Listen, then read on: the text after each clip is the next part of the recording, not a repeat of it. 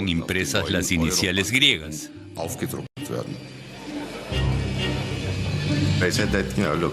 Le dije, ¿cómo se supone que usará este billete un ciudadano o campesino griego que no sabe latín? ¿Simplemente mirando los números? Le miré extrañado y respondí, no están dentro ahora, ni lo estarán nunca. Theo me preguntó si estaba seguro que Grecia sería un Estado miembro cuando se creara la zona euro. Claro, ¿apostamos algo?, contesté. Una apuesta representativa. Grecia quiere el euro por encima de todo y con ello pondrá más tarde en peligro a Europa entera. 16 años después, protestas por toda Europa. Rabia y desesperación. Me enojo mucho por lo de Grecia, porque nos engañaron. Todos los países mintieron en sus libros contables. No se puede criticar a los demás cuando uno mismo incumple las normas. ¿Cómo pudo llegarse a esta situación? Un par de trampas acá y allá. Todos estaban implicados. Todos tenían las manos sucias. También Alemania. No desvelaré las artimañas de burla de control de las arcas públicas.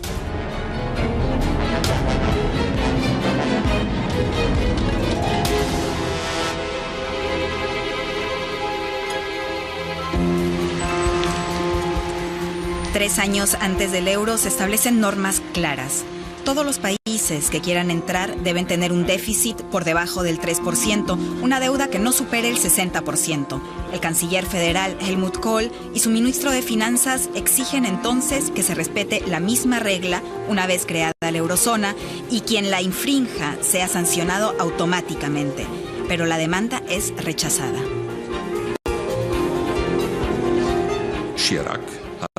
Jacques Chirac pensaba que era una idea de los tecnócratas alemanes y se opuso. Al día siguiente llegaron Chirac y los mandatarios restantes. Estaba furioso. Fui hasta donde Helmut Kohl y le dije, no pienso aguantar esto. El propio Kohl se dirigió a Chirac, bastante enfadado, y le dejó claro que no íbamos a dejar que nos tratara así. Francia no quería sanciones automáticas y Alemania cede. He ahí el primer error grave, porque se firma un pacto de estabilidad, pero son los políticos los que deciden si se sanciona o no y cuándo. Enseguida se hace evidente que casi todos los países tienen dificultades para cumplir los requisitos de acceso. En la cumbre de ministros de Finanzas de la Unión Europea, que se celebró en Bruselas a finales de 1997, la situación empeora. El luxemburgués Jean-Claude Juncker debe enfrentarse a exigencias inesperadas. Alemania y Holanda quieren excluir algunos países. Los holandeses se dirigen a él. No era posible fundar una zona del euro con la participación de España, Portugal e Italia. Además, mantuve una interesante conversación en privado frente al Palacio de Versalles con el por entonces presidente del Banco Federal, Hans Tietmeyer, que insistió en que Bélgica no podía ser un Estado miembro.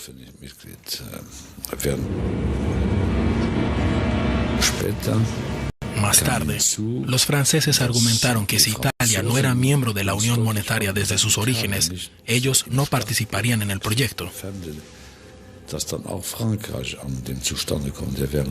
Así que Theo Weigel me llevó hasta un rincón y charlamos un buen rato. Me dijo, si esta es la postura de Francia, no saldrá nada de esto.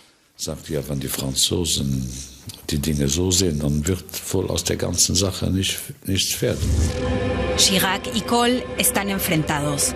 En realidad Italia no puede participar porque no cumple los requisitos de adhesión, pero ya no se trata de requisitos, sino de influencias y poder. Francia quiere tener a Italia como un aliado poderoso en la zona del euro y como contrapeso a Alemania. El histórico proyecto se tambalea. El canciller Kohl quiere introducir el euro a cualquier precio. Así que dejan de lado las reglas y firman un impreciso pacto que debía parecer todo lo contrario. Se funda la Unión Monetaria y participan algunos países que en rigor no están preparados. Existen lagunas y excepciones para cada norma. Además, no hay sanciones automáticas para aquellos que las infrinjan. La moneda común inicia su andadura sobre unos pilares muy frágiles. En 1999, Grecia aún no es miembro. A mi juicio, era inconcebible que en los próximos 10 años Grecia fuera a alcanzar las condiciones necesarias para entrar en la Unión. Grecia tampoco dio indicios de estar preparando el formulario de adhesión o de decir, en 2 años estaremos listos. Por eso no se planteó el tema. Pero la apuesta de Weigel aún está pendiente.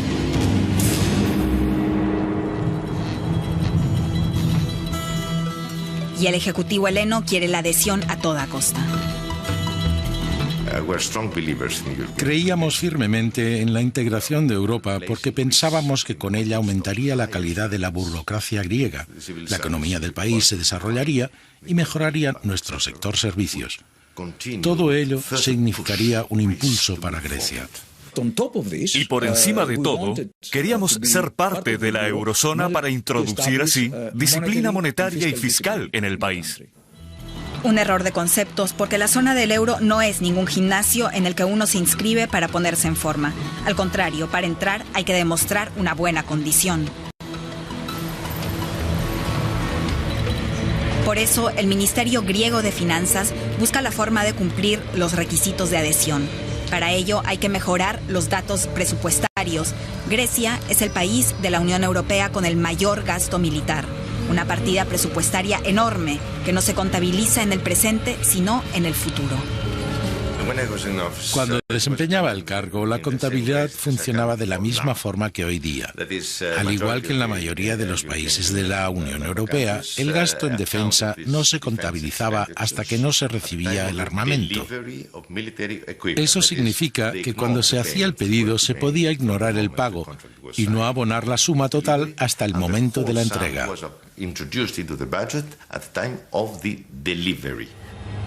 La Oficina de Estadística griega se ocupa de preparar el formulario de adhesión a la eurozona con cifras estatales. Parte de estos datos solo podían facilitarse por teléfono. En general, la calidad de la burocracia griega es muy mala, la formación es deficiente y los sistemas de organización desactualizados.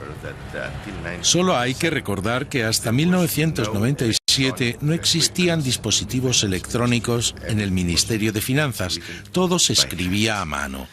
Así que se trataba de un sistema extremadamente anticuado, ineficiente y obsoleto. Grecia envía sus cifras a la Oficina de Estadísticas de la Unión Europea, Eurostat, en Luxemburgo. Ellos se encargan de procesar los datos, pero no los verifican. Otro grave error, tal y como quedará demostrado después. Cuando la Comisión propuso conceder a Eurostat la posibilidad de trasladarse hasta los países para mirar en sus libros de cuentas, los Estados miembros, incluido Alemania, se opusieron, alegando que eso supondría una intromisión en la soberanía nacional. Los números continúan su viaje. Llegan al Banco Central Europeo en Frankfurt, donde serán analizados. El banco emisor debe comprobar si Grecia está preparada para entrar en la zona del euro.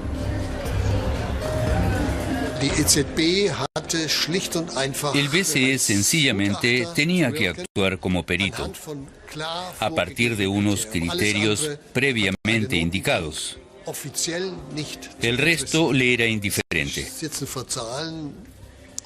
Contemplamos las cifras y pensamos, madre mía, ¿cómo lo han conseguido? El déficit de Grecia estaba claramente por debajo del 3%.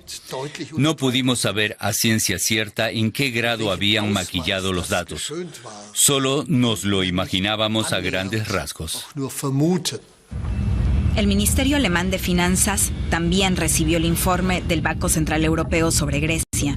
El recién nombrado titular de la cartera, Hans Eichel, estudió el documento, aunque aparentemente no con suficiente esmero.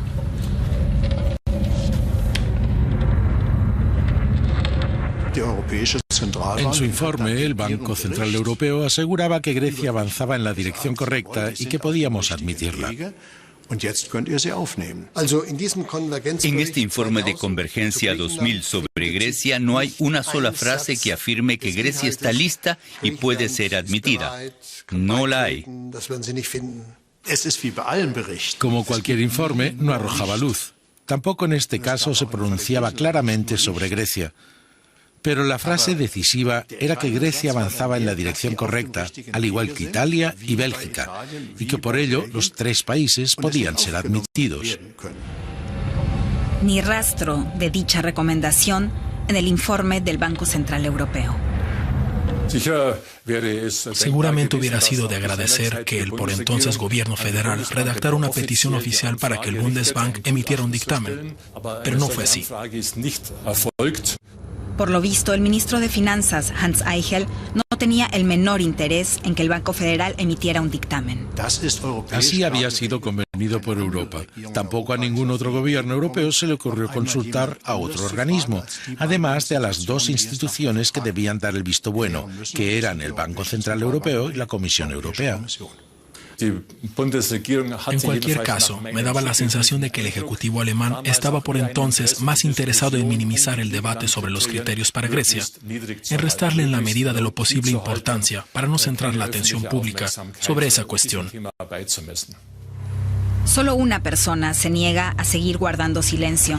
El presidente del Bundesbank en el Estado Federado de Hesse hace de tripas corazón y aprovecha una rueda de prensa de la entidad para hablar claro sobre Grecia. En aquella ocasión dije que en mi opinión la adhesión de Grecia debía retrasarse un año, porque el país no cumplía con los criterios del Tratado de Maastricht. Y por encima de todo, porque consideraba que el primer país que entrara en la Unión, después de los 11 fundadores, debía respetar Maastricht. De lo contrario, enviaba a otros países que quisieran seguir sus pasos el mensaje de que en la Unión Europea no cumplimos las normas. Inmediatamente después de que las agencias publicaran mis declaraciones, la cotización del dracma cayó y también el mercado de valores griego. Porque en los mercados algunos interpretaron que mis palabras ponían en tela de juicio la adhesión de Grecia. Ello provocó que el ministro griego de Finanzas acudiera a mí. ¿Cómo es posible que alguien que no tiene ninguna autoridad en el Bundesbank diga algo así y que por pertenecer al Consejo del Banco Central sus palabras tengan semejante repercusión? No puede ser. Me dirigí al presidente del Bundesbank y le dije, por favor, asegúrate de que nadie que no esté implicado se exprese en público sobre el asunto. El ministro alemán de Finanzas hace callar la única voz que criticaba la adhesión de Grecia. En 2001, Grecia se convierte oficialmente en Estado miembro. El ejecutivo heleno sabe que no solo importa entrar, sino que ahora tiene que mantener unos presupuestos estatales estables de forma permanente, tal como fue convenido antaño en virtud del Pacto de Estabilidad de Dublín. Para ello se crea expresamente una agencia de deuda que se encargará de vender los bonos estatales para inyectar dinero en las arcas. Pero el endeudamiento es tan abrumador que hay que recurrir a la ayuda profesional. El gobierno griego quería reducir su deuda, así que decidió ponerse en contacto con Goldman Sachs, uno de los mejores bancos de inversión, para que buscara la forma de ocultar parte de la deuda, 2.800 millones de euros. 2.800 millones que sencillamente deben esfumarse. La filial londinense del Banco de Inversión norteamericano les mandó a su mejor empleada, Antígone Ludiadis. Ella se encargaría de urdir el plan. Ludiadis es una de las muchas personas que se dedican al sector financiero y se ganan la vida buscando soluciones creativas a los problemas de los deudores. Para ello hay que desarrollar un plan inteligente y conocer las leyes muy bien, para asegurarse de que éste está justo en el límite y no cruza la delgada línea que lo convertiría en ilegal. Goldman Sachs conoce bien la legislación, muy bien incluso, y puede ayudar a Grecia. La idea de Goldman Sachs es extremadamente compleja, pero legal. Se trata del instrumento financiero denominado swap, que básicamente consiste en un trueque. Se vende ahora deuda que se pagará más tarde. Pero el contrato swap que acordaron Grecia y Goldman Sachs no liquida las deudas, sino que únicamente las pospone.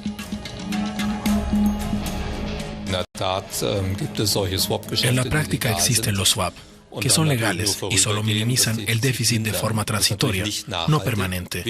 Lo importante es mantener los criterios de transparencia de forma que, si se ha implantado, se sepa lo que un instrumento semejante entraña de cara al futuro, pues el swap implicará cargas adicionales para las arcas. Primero se produce una desgravación, pero después le seguirá una carga mayor. No es en absoluto una solución milagro. Pero Grecia sigue necesitando milagros. Sus arcas públicas están en apuros. Por eso Atenas recurre a una nueva artimaña y decide contabilizar como ingresos del presente ejercicio los beneficios del aeropuerto de Atenas, que se esperan obtener en los años venideros. Si apunto hoy los ingresos de las tasas aeroportuarias de aterrizaje que se pagarán dentro de 2 años, me tengo que preguntar qué podré contabilizar entonces dentro de 2 años. Las que obtendré en 10. En cualquier caso me anoto ingresos y no he recibido dinero. Se trata de contabilidad errónea y nunca funciona. Al principio las cosas marchan bien para Grecia. Cuando en 2002 el euro se pone en circulación, el país ya es un Estado miembro. El primer ministro griego presenta orgulloso los billetes de euro, también con iniciales griegas. Grecia ha ganado la histórica apuesta. Poco después de haber introducido el euro, al ejecutivo germano le surgen problemas. Las arcas de Alemania también están en apuros. Se trataba evidentemente de una disminución de los ingresos por impuestos. La primera conclusión del Departamento de Políticas Públicas fue pensar, esto significa que podríamos superar al fin del año la barrera del 3%. Un empleado del Ministerio de Finanzas compila los datos. Su pronóstico está claro. El déficit supera con creces el 3%. Eichel está en un aprieto y el canciller federal, Gerhard Schröder, enfadado. Algo así resulta especialmente vergonzoso cuando se acerca el año electoral y uno es consciente de que no puede mantener sus compromisos ni cumplir sus promesas. Pues no solo el déficit no bajará este año del 3%, sino que tal vez lo superará. Y la reelección de Schröder, entonces, en el último año de su primer mandato, no estaba garantizada. Para él era una amenaza. Los documentos internos demuestran que el ministerio hace todo lo posible por ocultar la verdad a la población. Y no pretende publicar los escabrosos datos hasta después de las elecciones. En septiembre de 2002, Schröder gana las elecciones por un escaso margen. La verdad sale a relucir entonces. Finalmente se descubrió que el déficit de Alemania no era del 3,4%, como calculaba para sí el ministro de Finanzas justo antes de los comicios, sino de un 3,9%.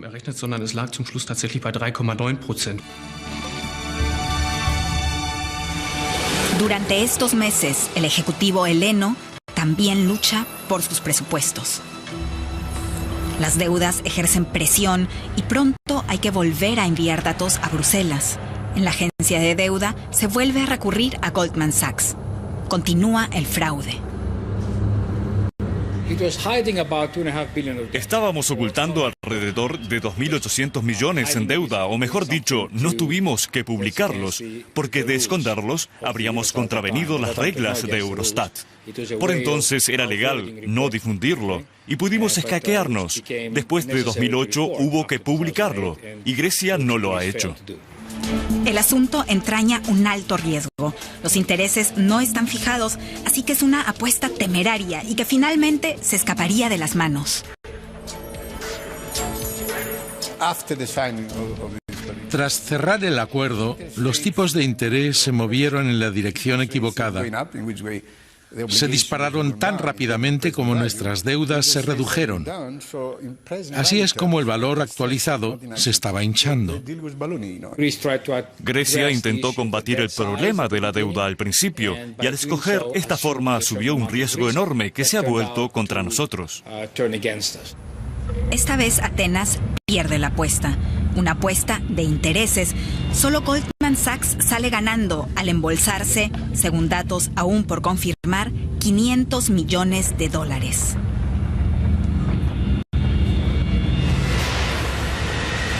Cuando los presupuestos alemanes empiezan a empeorar rápidamente, interviene la Comisión Europea, el único gremio que puede tomar la iniciativa.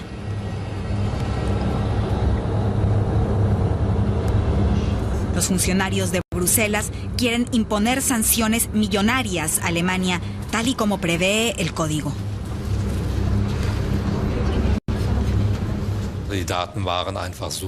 Los datos simplemente revelaban que era necesario poner en marcha un mecanismo de control del déficit, y el primer paso era declarar a Alemania en moratoria. Pero en aquella fase no solo Alemania, sino también Francia, presentaba una constelación de datos igual de negativa. Eichel viaja a Bruselas y forja alianzas en contra de las reglas impuestas por él mismo y contra el Pacto de Estabilidad. Todo ello para impedir las sanciones. Aquello fue sencillamente humillante. Era el momento en que 10 nuevos países iban a entrar en la Unión Europea. Gran parte de los ministros de finanzas de esos países, buenos conocidos, me dijeron: señor Ising, Otmar, ¿cómo se lo explico ahora a mi pueblo? He predicado que tenemos que tener unas finanzas sólidas. O si no, los alemanes no nos dejarán formar parte de la Unión. Y ahora son ellos los que violan sus reglas. Un momento histórico, el día en que Alemania y Francia incumplen el Pacto de Estabilidad. Significa mucho más que un engaño, supone romper con los principios solo 4 años después de fundar la Unión Monetaria.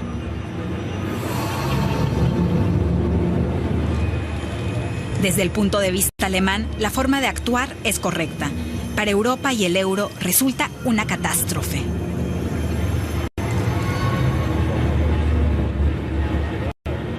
Entonces los dos grandes, Alemania y Francia, enseñaron a los pequeños que las reglas solo se habían escrito para ellos y que entre tanto los grandes harían lo que consideraran apropiado.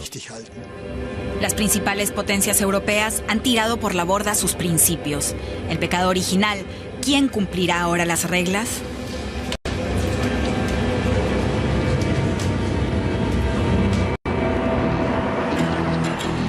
Nombran a un nuevo responsable de Eurostat, la Oficina de Estadística Europea.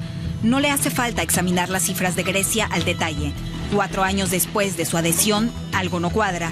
Le llama la atención desde el primer vistazo.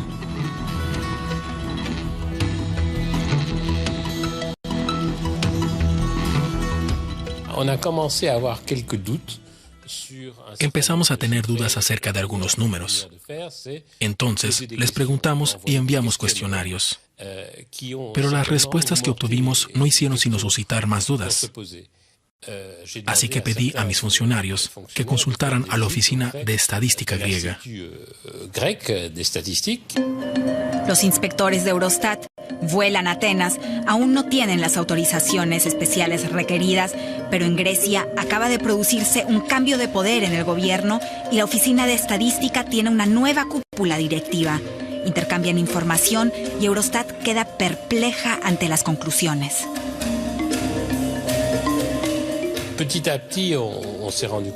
Poco a poco nos fuimos dando cuenta de que había toda una serie de incoherencias en las cifras, además de omisiones. A todas luces, se habían simulado o faltaban, por no calificarlo de otra forma, los datos correspondientes al presupuesto armamentístico. Nuestros colegas griegos alegaron: sí, pero son cifras secretas. ¿Cifras secretas? ¿Acaso no está reflejado el gasto militar de Grecia en los presupuestos? Creo que este método presupuestario de Grecia, de ignorar, por ejemplo, el gasto militar en los presupuestos oficiales, no tenía precedentes. Para nosotros era insólito.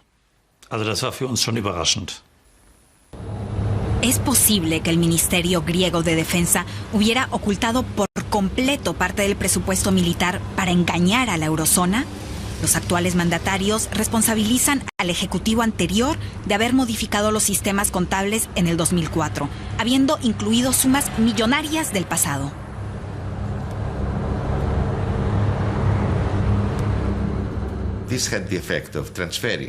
Ello permitió que en el momento de hacer un encargo de armamento se apuntaran en los presupuestos las cantidades millonarias que no se pagarían hasta después de 2004.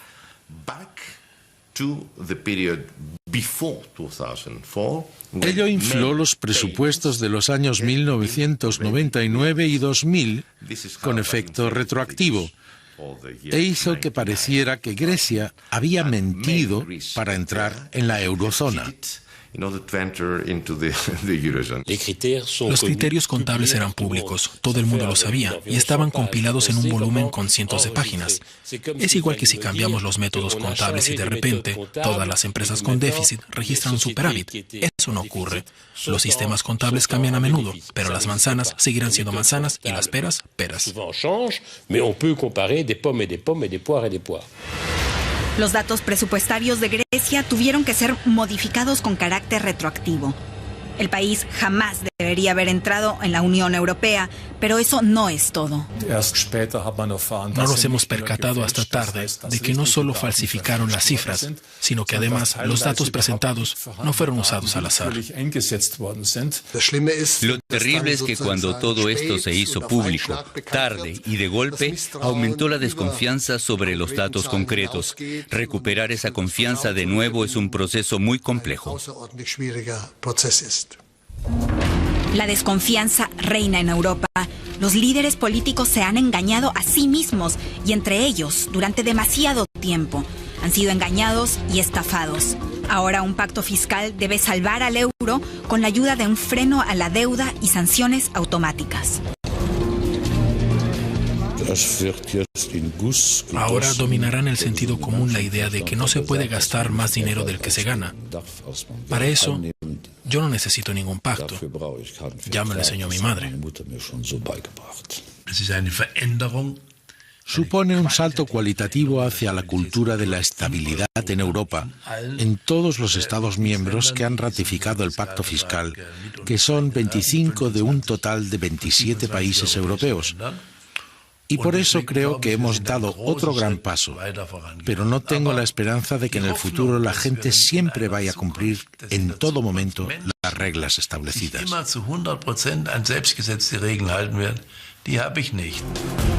También los ciudadanos europeos se han vuelto escépticos porque deben pagar ahora por los errores del pasado. ¿Qué pueden esperar de los políticos que se saltaron sus propias normas? Ahora la gente sale a las calles a protestar. No contra el euro, que fue una gran idea, sino contra los gobiernos que han hundido a Europa en una crisis grave.